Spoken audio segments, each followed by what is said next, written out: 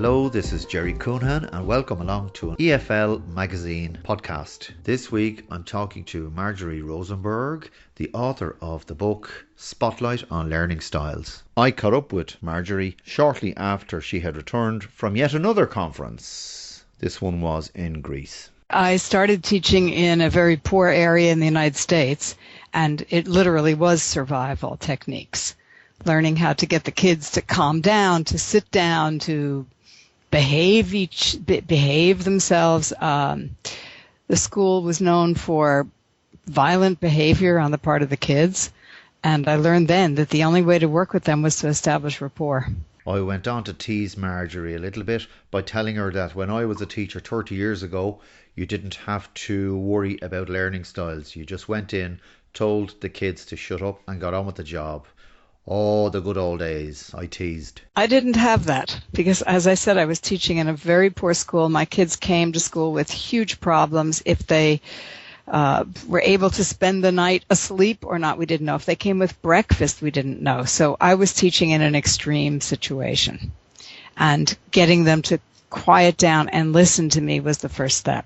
In my opinion, you really do have to up your game these days in order to be a successful communicator with students, in order to be a successful teacher of EFL. As I said before, teaching before was unidirectional, directive, unilateral, you name it. Nowadays, you actually have to pay attention to things like visual learners, auditory learners, kinesthetic learners, and people who are a mix of all or a mix of all or none. In other words, you have to be constantly questioning whether you're connecting with the pupils, whether you are teaching them, whether they are learning, whether they are improving. Anyway, so fast forward to 2015, just before myself and Marjorie converse on the topic of her new book, I wanted to delay a little bit on the notion of how we teach. When I started teaching English in Austria, I started, as many of us, as native speakers, and found that a lot of the things that I had learned in teaching music in school and in being a performer were part of my lesson.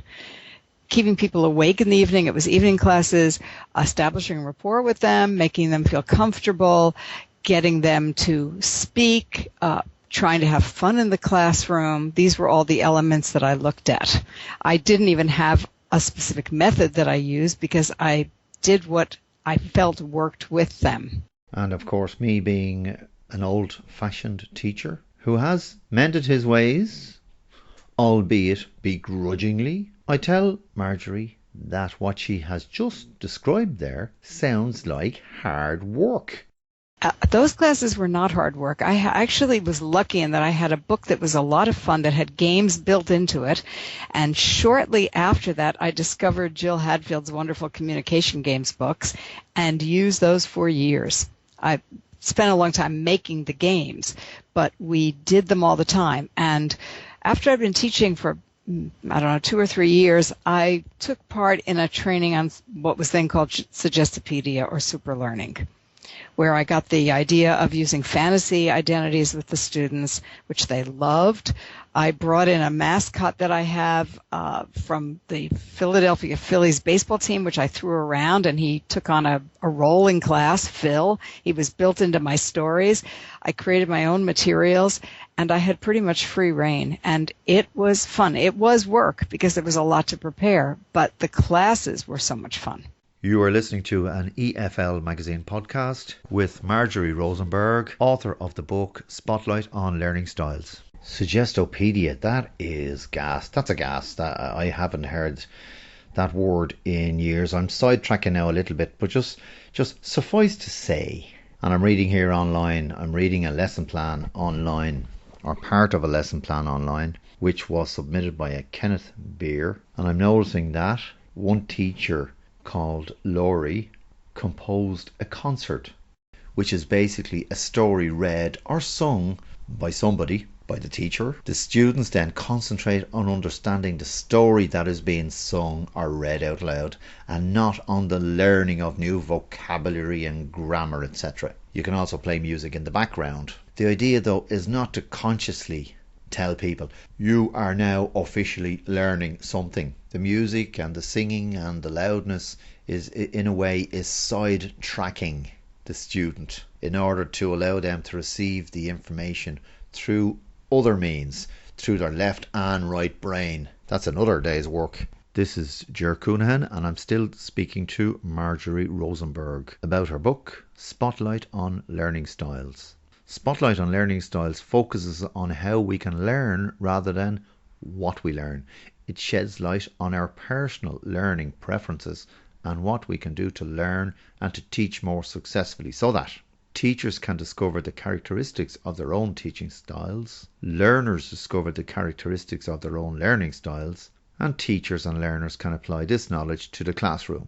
Spotlight on Learning Styles contains 3 distinctive parts which focus in turn on theory, practice and development.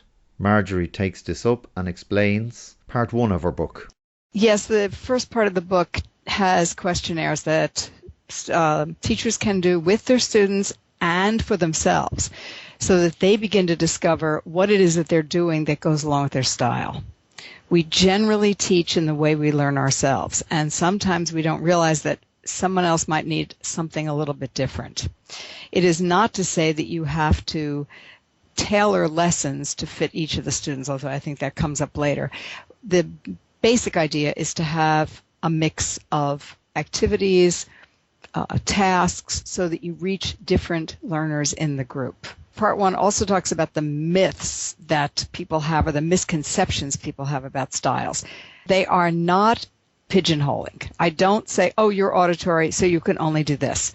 All I want to do with this is to give people more information, especially when students come up after class and say, I'm having a really hard time remembering the vocabulary. Do you have any tips for me? And then I talk to them for a bit and find out how it is that they remember things, and then give them tips. So if a student says, well, I remember best when I hear something, I said, well, say everything out loud. If they say I have to write it down, I said, well, write it down and hang it up around your room. And if they say I only learn when I'm walking, I said, okay, take the vocabulary with you and go on a walk. But in class, obviously, I have very often 25 students. I can't do that in class, but I can do a mix of methods. We can listen to something, we can say it out loud, we can look at things, I write things on the board, I do lots of activities where they move about, so that I'm constantly mixing the various channels that they need to take in information and to store it. You are listening to an EFL magazine podcast with Marjorie Rosenberg, author of the book Spotlight on Learning Styles. Talk about different learning styles. I remember when I was studying French in Paris a long time ago, I was living in a very dilapidated room and saw no problem in having a pencil near the wash hand basin and writing down any new word or expression I found that day in French, writing it down on one of the dirty cream walls that surrounded me. One word stands out in particular. I think it was the word for stammer or stutter, I'm not sure. And it was Susseyer, Susseyer. And I couldn't remember it for some reason. And I wanted to remember it for some reason, which now eludes me. So I wrote it on the wall. I wrote a lot of stuff on the wall. Now, I don't recommend this. I do not recommend this, especially if you're renting a place for about €1,000 a month. You didn't hear me say anything. If you want to do this style of learning, you need to live in a rundown place where it won't be noticed. Back to today's conversation with Marjorie Rosenberg on her book Spotlight on Learning Styles. And the problem is that teachers who are very entrenched in their own style may simply not realize that someone needs something else. I can give you an example. A colleague of mine who's very auditory, extremely auditory, due to various things I have noticed, he taught for 1 week, did teacher training for a group, and he didn't give out the handouts because he felt that it would distract them from listening to him. His students in this class, who were teachers, complained at the end. They said, we were so lost, we needed to look at something, and he did not understand that because he learns by listening. And he hadn't realized that all these people who need something in their hand, either the kinesthetic who want to touch something or the visuals who want to read it, maybe after class or while he's talking, felt they were floundering. They were just lost. And that was my experience with trying to learn French with the audiolingual method. Years and years ago, we were told, do not picture the words. And the first time I saw qu'est-ce que c'est written, I thought, okay, that's it. And I never, ever came to grips with the language. 3 years of it, and it was a nightmare. But I do try to take into account that some of the students need something different than I might want to give them. The other aspect is the global and analytic. The global who see the big picture, and the analytics who look at details and also want logical explanations. And I had one extremely analytic student last semester, and when he would ask a question, I think in my early years of teaching, I would think, why on earth is he asking that? It isn't important. And now that I know why he's asking it, I can say, interesting question. I don't know the answer to that. I'll check and I'll get back to you. So I valued his question in a way that I didn't before I knew about styles. That's a skill in itself, being able to tell a pupil that you will get back to them, because you have so many varieties of students. One of my class the other day asked me about the difference between so that, so as to, in order to, and just the simple infinitive, all with the idea of purpose. So I study hard so as to pass the exam, in order to pass the exam, etc. And I gave the whole class the 4 options off the top of my head, because somebody had asked me during the class, and I said I'd give a quick explanation. But then this girl wanted the rules, and I said, well, they basically are the rules, but she wanted more than just my verbal authority on same. So I had to promise to get back to the class with the official rules. So the usual story, you go to Swan and you make a photocopy, and the next class then, or whenever, or after the class, you give them the stuff. But it does take, like that was a student who insisted. That was an analytic type student who insisted on getting to the bottom of those constructions. In the normal course of a class, I find myself, you can say to somebody, listen, you have me stumped. My brain is freezed. I have most of the answer for you, but I want to give you the full answer. So let me follow up on that. And then in some cases, I've got the emails of students and emailed them the explanation, so to speak. I suppose at the end of the day, it takes confidence. And you get that presumably from experience. Right. Well, that's 2 aspects. One is to say, I don't know, and to say, I'll get back to you. The other is simply to acknowledge the fact that you understand why this person asked the question. And as I said, I think earlier, I would have just thought, oh, how annoying. And I'm sure it would have shown in my demeanor. And this way I said, that's really interesting. I'm glad you asked that. And if I can answer it, I do. And if I can't, I have to come back to him. And it actually, sometimes these people come up with fascinating questions. Sometimes I'll say, I don't know. Your job is to look that up on the internet and come back and report next time. That's also fine for them. But what they want is to be taken seriously. You are listening to an EFL magazine podcast with Marjorie Rosenberg, author of the book Spotlight on Learning Styles. Tongue in cheek, I told Marjorie that I was the ultimate analytic teacher who battles with this in every class in order to embrace all types of learners. And then I said to her, so please Marjorie, please tell me I don't have to have a bunch of kinesthetic cards and colourful cards for every class in order to reach every type of student. I don't have cards for every single class. I use them when I think that they are appropriate. It completely depends on the lesson. In my normal B1 class that I teach at university, I use texts, some listening comprehensions. I give them video clips to watch at home because I think that time can be better spent in class doing other things. I have some games with cards, but they're rare. Every now and then a board game. Lots of worksheets where they might move around and talk to somebody else. I think I brought cards in 3 times in the semester. And that was to practice very specific things. So no, you do not need cards in every class by any means. No, absolutely not. I then asked Marjorie, why in the first place did somebody come up with the idea of using learning styles in EFL? Well, that's a really difficult question. I mean, all of this started quite early in the States, at least, and I'm just checking for this. Two researchers looked at what we called modalities. This was the visual, auditory, kinesthetic, and I think this was the early 70s. And they were testing kids who were simply failing at school. Kids were not doing well, and they thought, we need to check what's going on here. And I learned about this from a colleague and tested my girlfriend's son, who was a miserable student. He was unhappy. He was not doing well.